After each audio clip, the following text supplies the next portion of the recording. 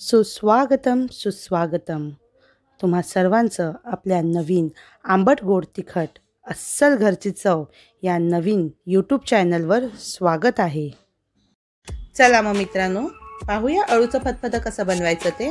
त्याच्यासाठी आपल्याला लागणार आहे व्यवस्थित अशी साफ करून धुवून घेतलेली अळूची पानं, त्याचसोबत अळूची देठं, 4 तास भिजवलेली चण्याची डाळ, 4 तास भिजवलेले शेंगदाणे, गूळ, चिंच, लाल तिखट व हळद, मीठ, हिरव्या मिरच्या, लसूण आणि फोडणीसाठी तेल.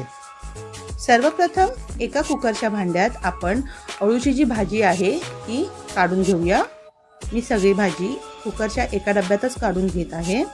व्यवस्थित दाबून अशी ती भाजी घेतली आहे, कारण की ती नंतर आटून प्रमाण त्याचं कमी होणार आहे. कुकरच्या एका डब्यात मी अळूची भाजी काढली आहे. तर आता दुसऱ्या डब्यात मी भिजवलेली चण्याची डाळ,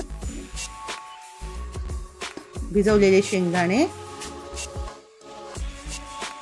आणि त्यासोबत मिरच्या घेत आहे. आता आपण ह्या दोन्ही कुकरच्या डब्यांना कुकरमध्ये 4 शिट्ट्या येईपर्यंत मस्त शिजवून घेऊया. पहा, आपली भाजी 4 शिट्ट्यांनंतर तयार आहे शिजून. आता आपण करूया फोडणीची तयारी. ज्या भांड्यात आपल्याला अळूचं फतफदं बनवायचं आहे ते भांडं तापवून घेतलं आहे आणि त्यात फोडणीसाठी तेल तापवायला ठेवलं आहे. आपलं फोडणीचं तेल तापत आहे तोपर्यंत आपण इथे आपली जी अळूची भाजी शिजून तयार आहे त्याला थोडंसं स्मॅश करून घेऊया. पहा, तोपर्यंत आपल्या इथे तेलसुद्धा तापलं आहे. आता आपण तापलेल्या तेलात टाकूया लसूण मी थोडीशी झेजरून घेतली आहे. अख्खीच्या अख्खी लसूण नाही टाकत आहे, थोडीशी झेजलेली लसूण टाकायची आहे. मस्त लसणाचा सुगंध पूर्ण घरात पसरलेला आहे. पहा, लसणाचा कच्चेपणा गेलेला आहे. आता आपण त्यात मीठ, लाल तिखट आणि हळद टाकून तेलात 1 मिनिट परतून घेऊया. पहा, माझा मसाला परतून झाला आहे तेलात. आता आपण यात शेंगदाणे, चण्याची डाळ आणि मिरच्या आपण ज्या कुकरमध्ये शिजवून घेतल्या होत्या त्या टाकणार आहोत.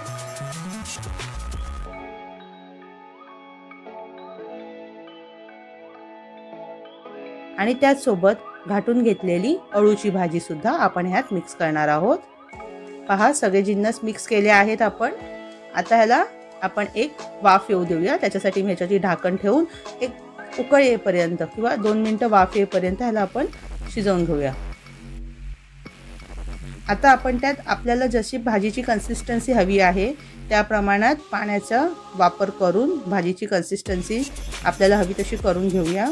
मी ह्यात थोडंसंच पाणी घालत आहे, कारण की मला ही एकदम पातळ नको आहे. ते अळूचं फतफदं आहे म्हणजे थोडं मीडियम कन्सिस्टन्सीमध्ये आपल्याला हे हवं आहे. ही अळूची भाजी आहे, ह्याला खाज येते, त्याच्यामुळे ह्याच्यात काहीतरी आंबट घालणं गरजेचं असतं. तर मी ह्यात चिंच घालत आहे आणि भाजीची टेस्ट बॅलन्स करायला थोडंसं असं गूळ घालत आहे. आपण आता ह्याला सगळ्यांना मिक्स करून घेऊया आणि एक वाफ काढून घेऊया. पहा, भाजीला मस्त उकळ आली आहे.